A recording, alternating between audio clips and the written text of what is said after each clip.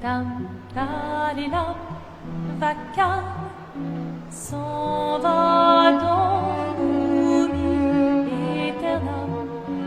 Et Gustave, dom guardiam, dilim, didididilam, lutes sera dolilam, seram. Bonjour et bienvenue sur une toute nouvelle vidéo sur Clair Obscur Expédition 33, que je vais renommer Clair Obscur Expédition 60, pour le défi.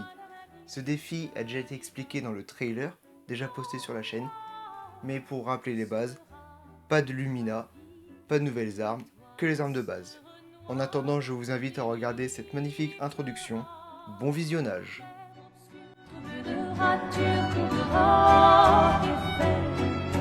Clair obscur dans des hauts peintures trouveras sans elle. Clair obscur double de Quitte à offrir une fleur à une femme, tu devrais peut-être le faire avant qu'elle ne se flétrisse et ne meure. Qui, la fleur ou Sophie? Ouh, de l'humour noir, Sophie adorerait. Eh, c'est toi qui l'as dit, pas moi. Les autres t'attendent. Tu es censé les aider à préparer le festival. Pourquoi? Installer 3 tables? Ça va aller. Oh, tu sembles sous-estimer l'engouement de lumière pour l'expédition. Il y en a au moins 5, d'accord? Magnifique.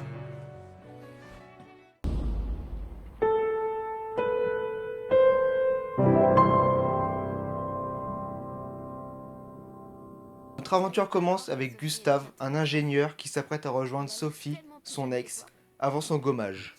Nous serons accompagnés de Maël, avec qui on va apprendre les bases du combat, mais rassurez-vous, j'ai plus de 200 heures de jeu, je sais y faire avec les combats, donc c'est avec facilité qu'on la bat. Nous retrouvons alors la fameuse Sophie, et dès lors une discussion très touchante est présente. Malheureusement pour elle, il ne lui reste plus que quelques heures à vivre à cause du fameux gommage. C'est alors que les deux décident de se remettre ensemble, une dernière fois, avant sa mort. Dès lors, on a le champ libre pour visiter Lumière, la ville du jeu, mais malheureusement, toutes les récompenses que l'on peut avoir ici, sauf un catalyseur de chroma, nous est totalement inutile. Alors Sophie, désolé, mais tu dégages.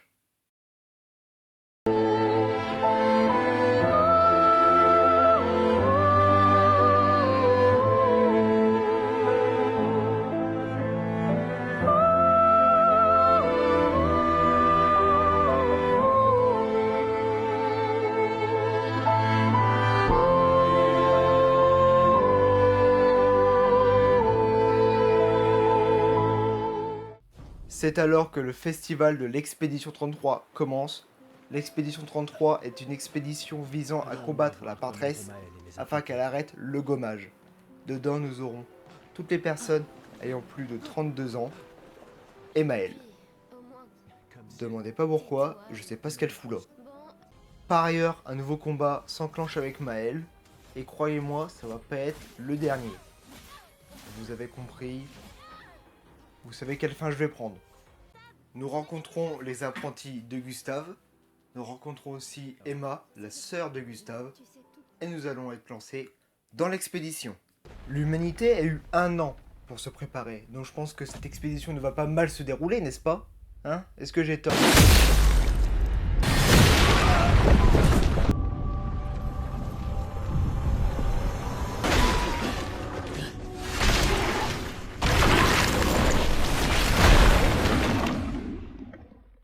Putain, mais j'avais tellement tort.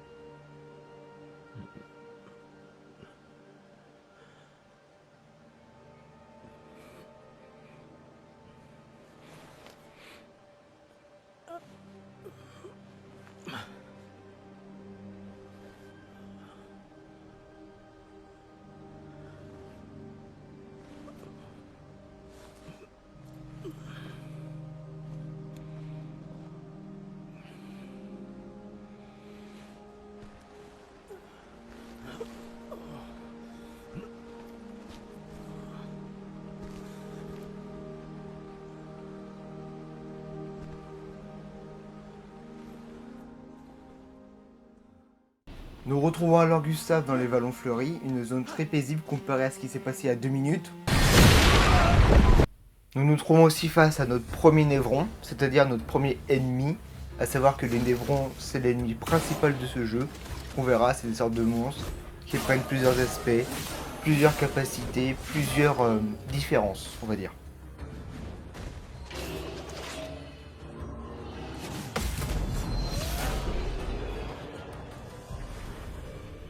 En avançant dans les lieux, Gustave retrouve le corps de tous ses compagnons. Il pense alors être le dernier survivant et décide de nous faire une Kurt Cobain.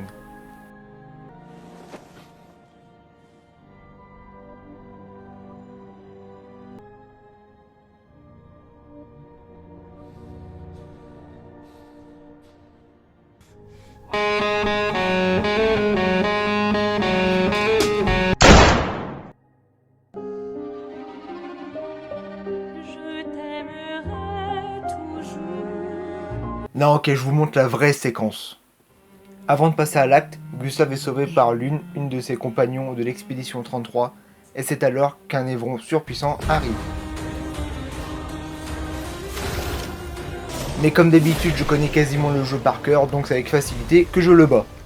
C'est d'ailleurs à ce moment-là que le jeu devient beaucoup plus libre, c'est-à-dire qu'on peut tuer les ennemis à l'infini, qu'on peut rechercher des pictos et améliorer nos armes.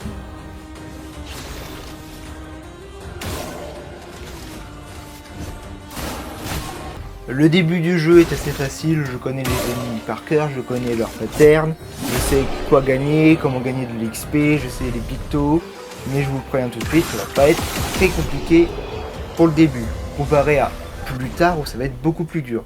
Là, comme dit, c'est un moment de farming, c'est un moment où je fais les ennemis à l'infini pour gagner beaucoup plus d'XP, beaucoup plus de catalyseurs de chroma, qui permettra plus tard d'améliorer nos armes, car c'est la seule source d'amélioration d'armes qu'on aura, étant donné qu'on doit garder l'arme de base. D'ailleurs, comme vous le voyez ici, je suis en train de battre le lancelier chromatique, c'est-à-dire que c'est un boss un peu spécial, c'est un type de boss qu'on retrouvera très souvent dans le jeu, mais qui ne me servira à rien, étant donné que les boss chromatiques donnent des lumicolores, et je n'ai pas le droit d'avoir des lumicolores, car je n'ai pas le droit d'avoir des lumina. Donc, encore une fois, c'est un boss que je connais par cœur, c'est un boss que je no-hit, et qui permettra d'avoir beaucoup d'XP. Premier moment d'upgrade de mes personnages, je mets les points d'attribut et j'améliore mes compétences. C'est à ce moment-là que je découvre que Gustave et sur mon verso n'a que un seul scaling sur leurs armes. C'est-à-dire que je vais perdre plus de la moitié de mes stats. Ça va être très compliqué, j'espère que les autres personnes n'ont pas ça, parce que l'une n'a pas ça. Petit picto, tir brûlante qui va m'être utile pour le début du jeu, d'ailleurs très utile car certaines zones ont des ennemis qui sont très résistants à la foudre mais pas au feu. Et c'est à ce moment-là qu'on fait le premier boss du jeu, je vous laisse avec la cinématique.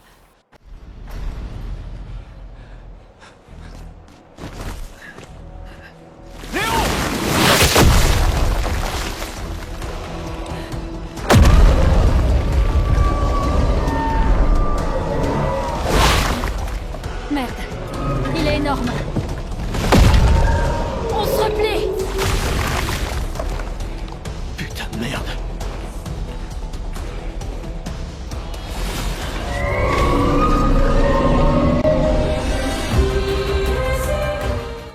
Premier pic de difficulté du jeu, l'évêque, le premier boss. C'est un boss, si on ne connaît pas les patterns, il nous démolit, il fait beaucoup de dégâts, il a beaucoup de patterns. Et surtout le pire, c'est qu'il invoque des sbires.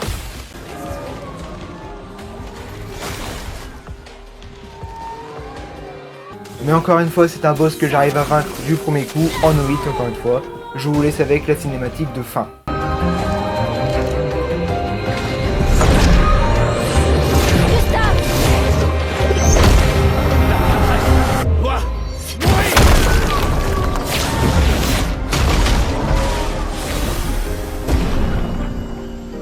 Et c'est ainsi que je finis le Vallon Fleuri. C'est une zone assez facile et d'ailleurs c'est une zone aussi que je me suis beaucoup attardé. Je vais pas faire ça sur toutes les zones, vous verrez que les zones moins importantes ou les zones avec beaucoup plus d'humour, je vais plutôt les skipper. Notre nouvel objectif est de retrouver Maël dans les océans suspendus, mais avant ça, un peu de farming. Sans la fusée. Bataille.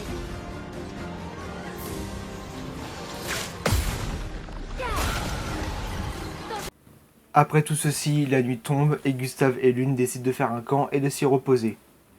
Ça me fume de rire, il y a vraiment Maël qui se bat contre des gros névrons et t'as eux qui tapent et discutent tranquillement comme si de rien n'était. Après une nuit assez calme, nous arrivons aux océans suspendus et j'arrive jamais à le dire, océan suspendu, voilà.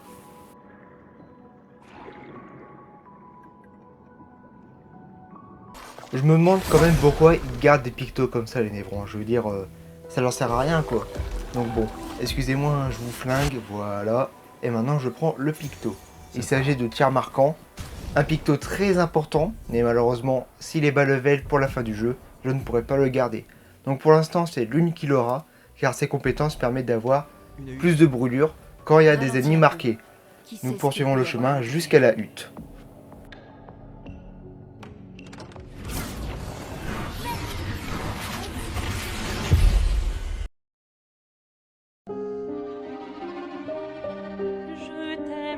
Non, ok, j'arrête, c'est bon, c'était la dernière fois, j'arrête. Non, en vérité, c'est à ce moment-là qu'on va dans un étrange manoir, un manoir très luxueux, et à force de recherche, c'est à ce moment-là qu'on retrouve Maël. Je vous laisse avec la cinématique. Maël?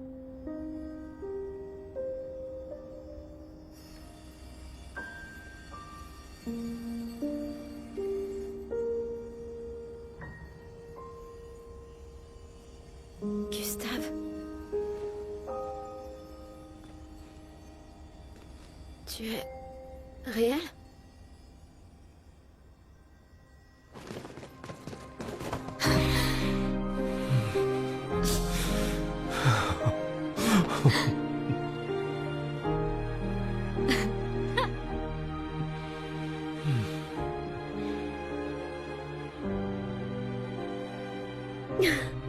Nous débloquons alors Maël, un personnage extrêmement important car il s'agira de mon main DPS pour ce défi.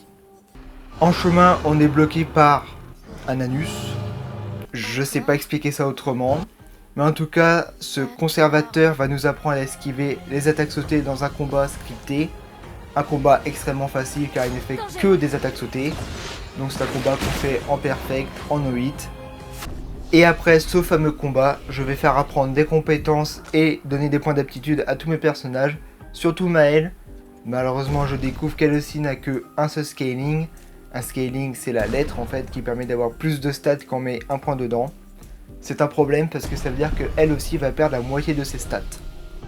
Avant de partir, on fait la rencontre de Noko, un petit gistral tout mignon qui va nous vendre des objets. On lui casse la gueule pour avoir beaucoup plus d'objets à acheter. C'est littéralement du racket, mais on s'en fout. Petit détour pour vaincre un bourgeon, c'est un boss optionnel, mais un boss très important car il va pas avoir... Il vient de bouffer Lune là. Il vient de bouffer l'un de mes personnages là. On est d'accord. Et... il a bouffé Maël aussi, ok. Ce boss ne va pas être facile du tout. Ok, ça à noter. Bon, autant j'adore jouer Gustave, hein, mais franchement en rendant mes personnages, ça va pas le faire là. Donc on le fracture, ça lui permet de recracher les personnages pour les rejouer, parce que sinon ça a été impossible.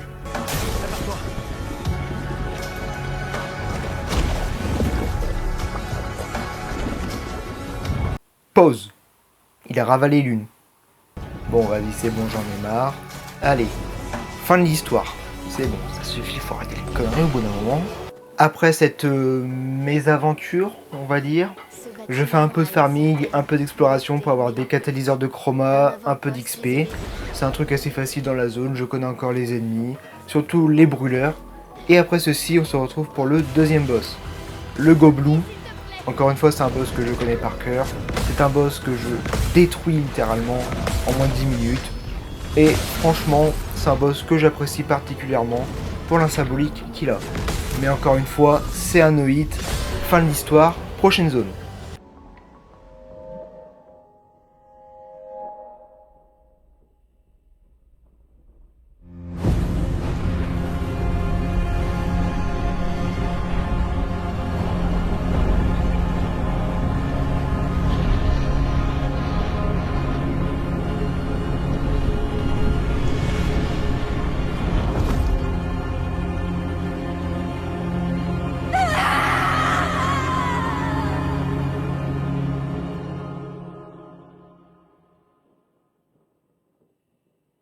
Après cet étrange cauchemar, nous retrouvons le conservateur au camp. C'est un personnage très important, étant donné qu'il va permettre d'améliorer nos armes qui ne peuvent être améliorées que de cette façon-là, car ce sont les armes de base que je dois garder, et surtout les lumicolores, les points de lumina, mais comme dit, je ne peux pas les utiliser, donc ça ne sert à rien.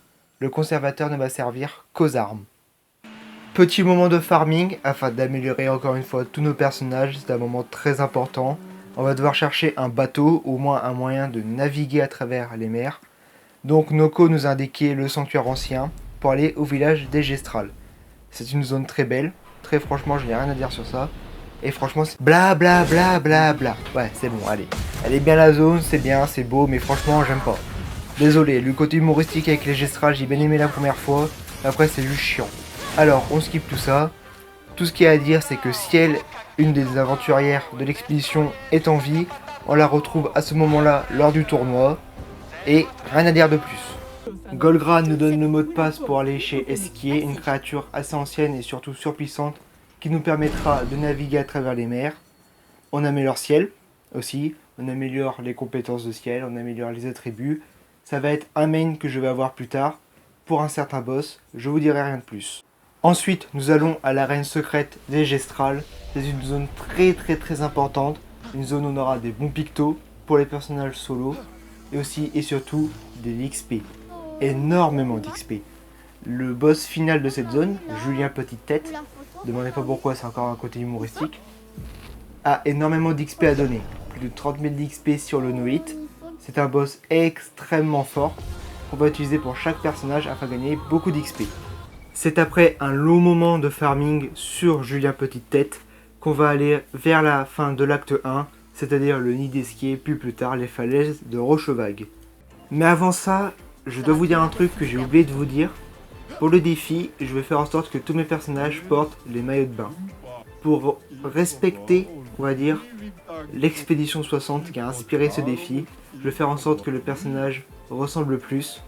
L'expédition 60, pour ceux qui ne le savent pas, était quasiment au poil, oui littéralement. Donc pour le côté humoristique, je vais faire en sorte que mes personnages soient en maillot de bain pour que ça fasse plus accurate. Là vous verrez, je vais me tomber dans le défi, c'est génial, c'est le défi le plus facile. Car oui, je dois faire tous les jeux Gestral et vous verrez, c'était pas une partie de plaisir. Après avoir réussi le jeu, le Gestral nous donne le maillot de bain de Gustave, mais aussi après avoir répondu à une de ces énigmes encore un peu farfelues, il donne aussi le maillot de bain de Lune.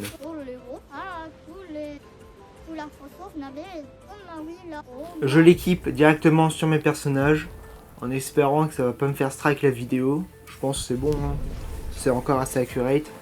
Et c'est à ce moment-là que je découvre quelque chose d'assez étrange sur Gustave. Quelque chose d'assez étrange, oui. Je vous laisse avec ma réaction. Elle est légendaire.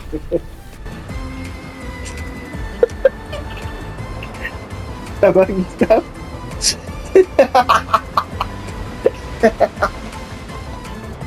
Gustave, c'est quoi ça? C'est pour se foutre.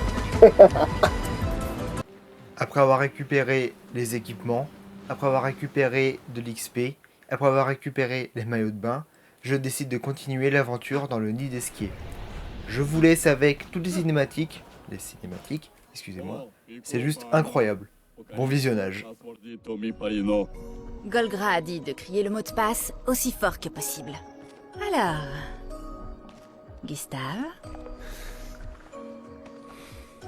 Tu as du coffre? Vraiment?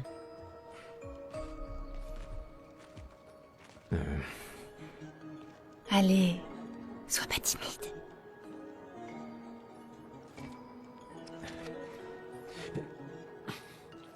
Dégage de là!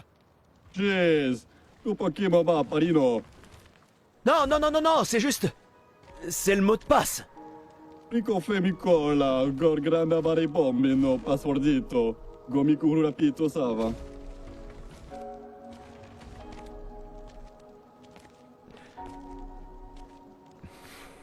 Ah, je m'excuse, sincèrement. Golgra nous a dit que c'était le mot de passe et... Laisse. C'est un Gestral. Il aura tout oublié dans 5 minutes. Je suis désolé.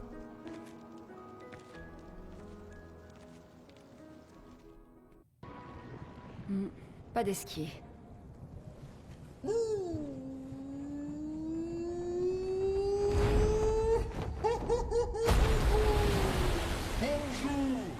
mes amis. Bonjour mon ami. Ciel. Quoi? Je sais pas. Il a l'air sympa. Oh, c'est toi? Bonjour, mon ami, la terrible nageuse. Tu es venu pour que je t'apprenne à nager? Non, je suis pas très à l'aise dans l'eau. En fait, c'est un peu pour ça qu'on est venu. On doit traverser la mer. Tu peux nous aider? Mon ami, pierre qui roule n'amasse pas mousse. Pardon? Les histoires racontent qu'Esquier aime parler par énigme. Comment ça? Je comprends pas. Nous devons absolument traverser la mer. Tu veux bien nous aider? Vous êtes trop nombreux à transporter. Je suis fort, mais pas à ce point-là. J'ai besoin de Florie, Qui est Fleury? une de mes pierres. Une pierre? Oui, Florie m'aide à nager. Mais elle m'a été volée par mon ennemi juré. Celui dont chaque pas ébranle les fondations du monde. Celui que l'on appelle François. D'accord. Laisse-moi deviner. François se trouve sûrement au cœur d'un territoire infesté de névrons, c'est ça? Oh non, il est juste à côté. Là-bas. Oh. François est mon voisin. Ah. Bon, j'imagine qu'on peut aller le voir. Fantastique! Bonne chance, mes amis. Et ramenez-moi Florie, s'il vous plaît. Tu sembles me connaître. Oui, Mais comment? Je ne comprends pas. les hommes peuvent gravir des montagnes, mais trébuchent sur des cailloux. D'accord.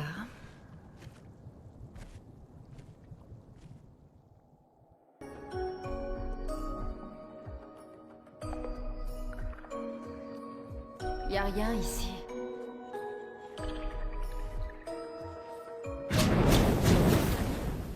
Qui ose entrer chez moi? On n'entre pas comme ça chez les gens sans frapper. C'est extrêmement mal élevé. Est-ce que... c'est toi, François? C'est juste une pierre qui parle. Je pensais que c'était Florie, la pierre. Une pierre? Je ne suis pas une pierre. Vous avez des cailloux dans les yeux. En tout cas, vous en avez à la place du cerveau. Vous voyez pas que je suis une tortue? Esquier! Arrête d'envoyer des brigands chez moi! Cesse d'être aussi méchant. Ce sont de gentils humains. Alors garde-les de ton côté de la caverne! Et vous dégagez de ma pelouse! Oui, on va s'en aller. On est juste là pour Florie. Alors en plus de rentrer sans frapper, vous venez pour me voler? Oh ma parole! Des humains, hein? Eh bien, il faudra me passer sur le corps!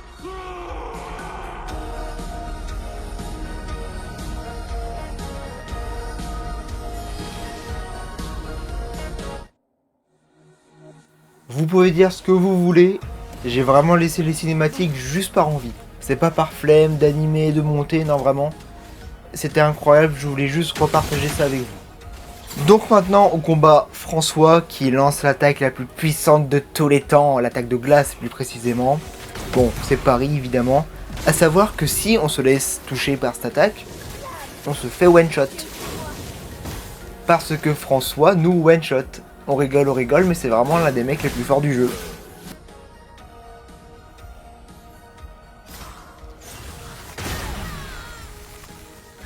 Voilà ce que je disais quand je disais one shot. C'est-à-dire que vraiment l'un des personnages les plus tanky que j'ai se fait one shot. Il est très bien ce jeu, hein. Vraiment achetez-le. Bon, après un long moment, on arrive enfin à le battre. Bon, c'était pas un combat compliqué, hein. Il y a juste une attaque qui nous one shot, mais c'est qu'une seule attaque. Et après ça, évidemment, on finit le combat. Bon, mettons un terme à ces inepties. J'ai besoin d'aller dormir, comme une tortue. Tout ça pour un petit caillou de rien du... Prenez-le et ne revenez jamais. François, qu'est-ce que tu as pris cher?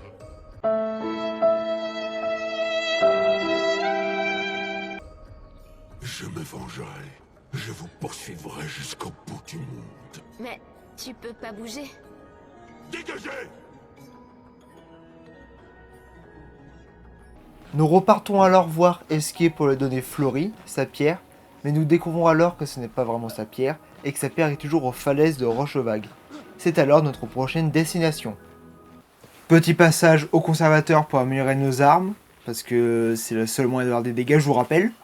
Surtout que là on a fini la partie facile du jeu et on va rentrer dans la partie difficile. Donc il faudra maintenant vraiment faire gaffe à ce qu'on fait, vraiment améliorer nos armes, avoir de bons pictos, parce que sinon on va se faire démolir. Mais elle nous fait encore une terreur nocturne, mais je suis désolé, on n'a vraiment pas le temps de parler de ça. La vidéo va déjà bientôt faire 30 minutes. Je sais même pas si c'est des gens qui vont regarder. Franchement, si vous regardez jusque là, mettez terreur nocturne en commentaire. Vraiment, technique de référencement, je sais pas si ça va marcher. S'il vous plaît, regardez la vidéo. Je suis gentil et je suis drôle. Après une cinématique qui sent la dépression, nous retrouvons alors nos personnages aux falaises de Rochevague. Rien de spécial à dire, on fait de l'exploration, on bat des ennemis, on met des niveaux. En fait c'est une zone assez basique si on compte pas le boss final et le plot twist de fin d'acte. Parce que c'est vraiment tout ça qui compte en fait dans cette zone là. Donc on va skipper directement au boss final.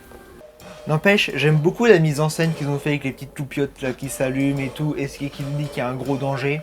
Franchement j'aime beaucoup, c'est approuvé, c'est une très belle mise en scène. Excusez-moi monsieur, Bloodborne c'est la porte d'à côté s'il vous plaît.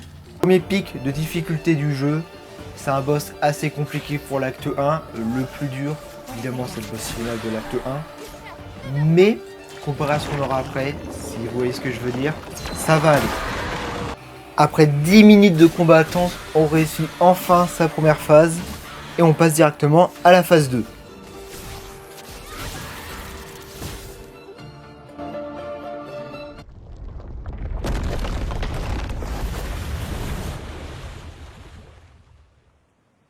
C'était plus facile que prévu. Eh, restons sur nos gardes, ne nous porte pas la poisse. Je ne vois aucune pierre. Qu'est-ce qui se passe?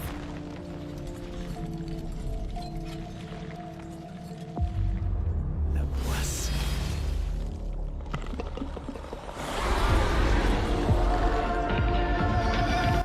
Nouvelle phase, nouvelle gimmick. Maintenant il faut tirer dans ses lobes dans un ordre précis pour provoquer une explosion qui lui infligera des dégâts et qui empêchera nous de subir des dégâts. Dame continue la souris aujourd'hui.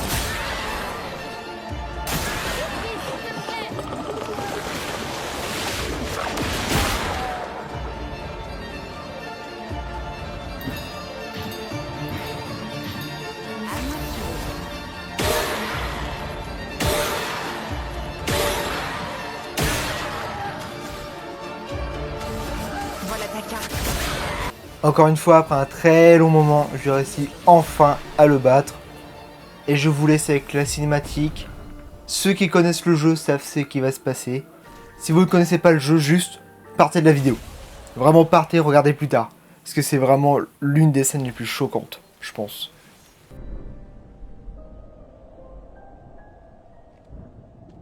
Elle n'a plus l'air si loin maintenant. Pas vrai? Oui.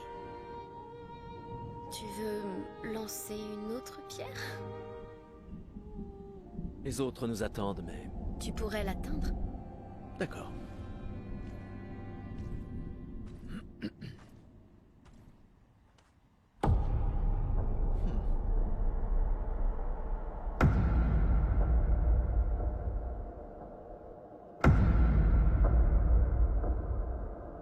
Oh, que dirais-tu de celle-là?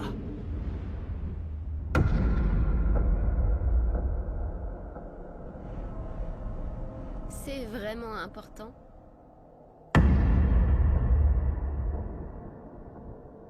Eh bien, tu sais, comme je le dis toujours, ce n'est pas la pierre qui compte.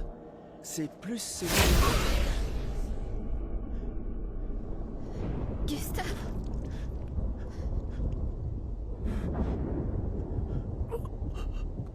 Cours!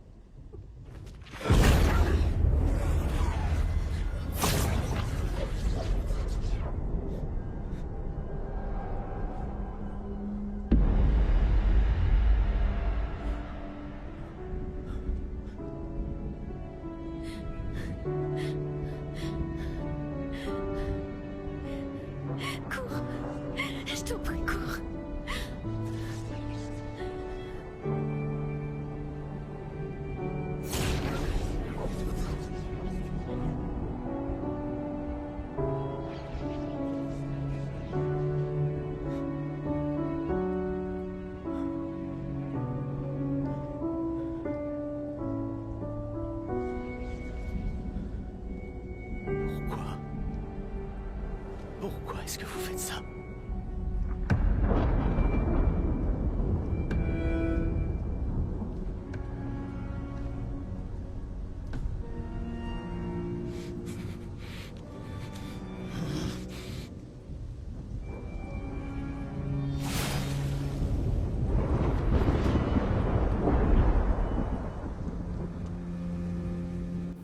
Un combat se lance, mais on sait très bien ce qui va arriver. Il n'y a pas grand chose à dire, hein. C'est une blessure mortelle, et l'ennemi en face est juste beaucoup trop puissant. L'inévitable va se produire dans quelques minutes. Rien.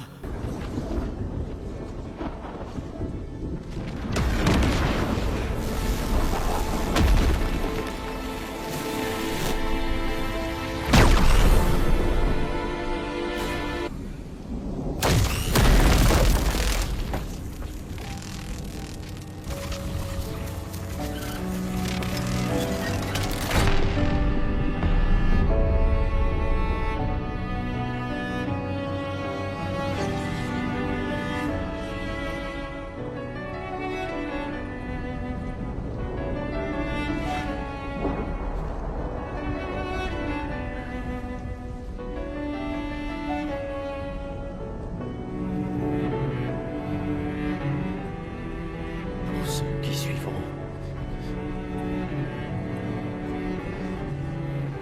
D'accord.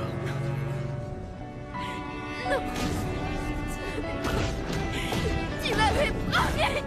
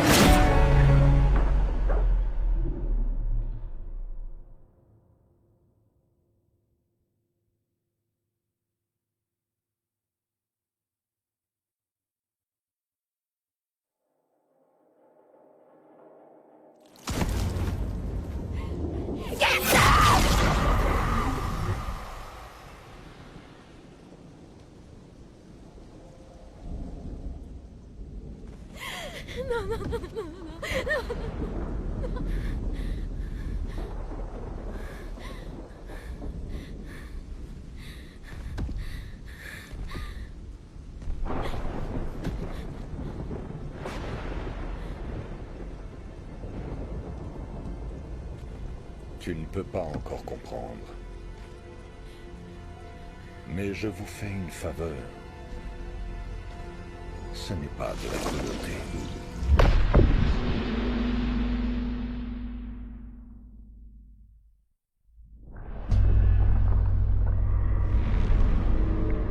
Tu l'as laissé venir?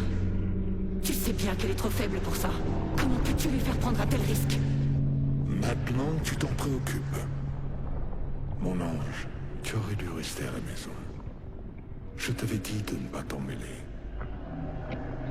Mais puisque tu es là, ne bouge pas et... Mais qu'est-ce que tu racontes? Retourne d'où tu viens maintenant. Cela ne te concerne pas. Quand ce sera terminé, nous rentrerons tous ensemble. Non!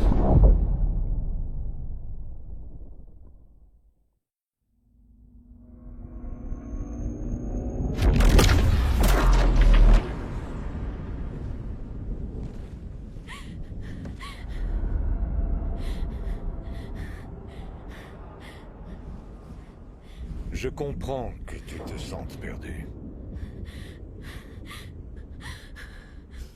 Mais nous voulons tous les deux ce qu'il y a de mieux pour nos familles. Désolé que tu te retrouves entre deux feux, mais j'ai essayé de te prévenir.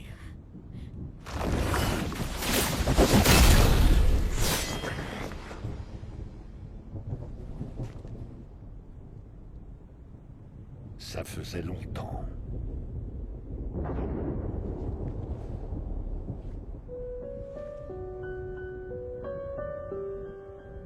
Ne te mêle pas de ça. Tu as choisi de partir. Rien ne te donne le droit de revenir interférer. Tu as vécu plus d'une vie. Il serait temps de lâcher prise. Plus d'une vie.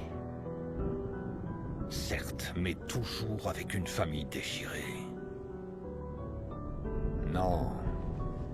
Je veux qu'on me rende enfin ma famille. Ce n'est pas ta famille.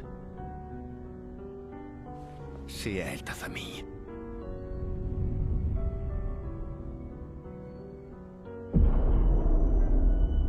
Tu te servirais d'elle? C'était son choix. Je ne fais pas les règles entre vous.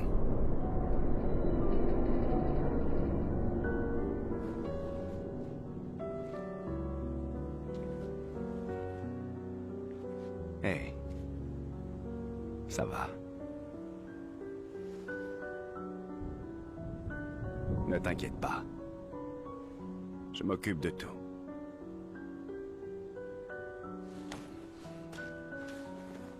Va rejoindre tes amis.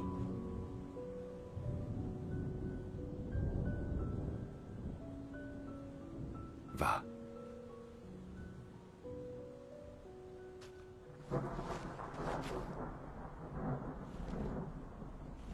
Alors c'est ainsi. Tu nous entraînes sur cette voie. Mais es-tu préparé aux conséquences?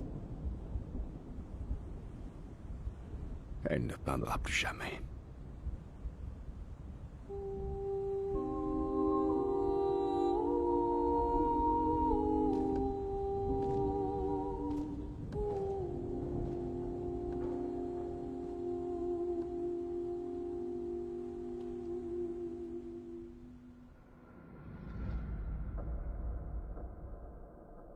Ce fut une mort très rapide, très inattendue. Nos compagnons, surtout Maël, pleurent la mort de Gustave, tandis qu'un nouvel étranger arrive.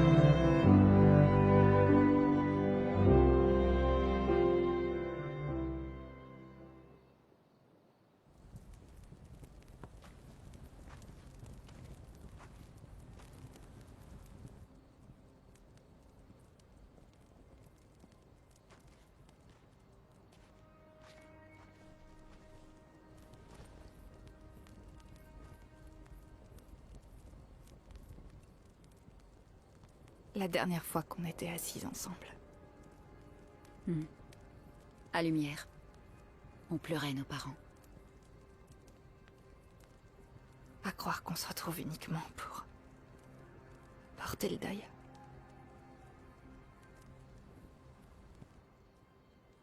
J'aurais aimé qu'on puisse passer plus de temps tous ensemble. Dans un contexte plus joyeux.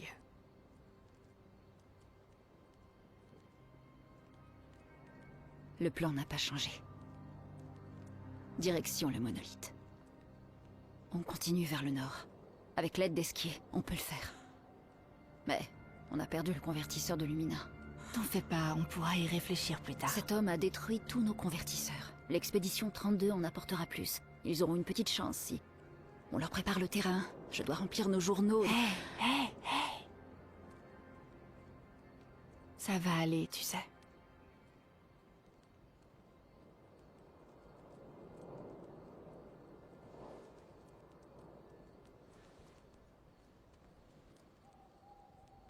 Demain sera bientôt là.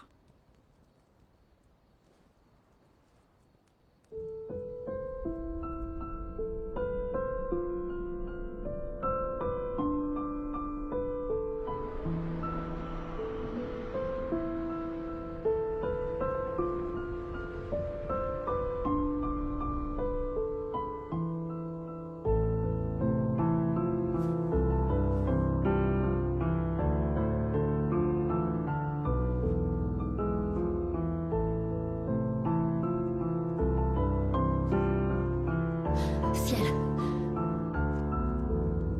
Ça avait l'air important.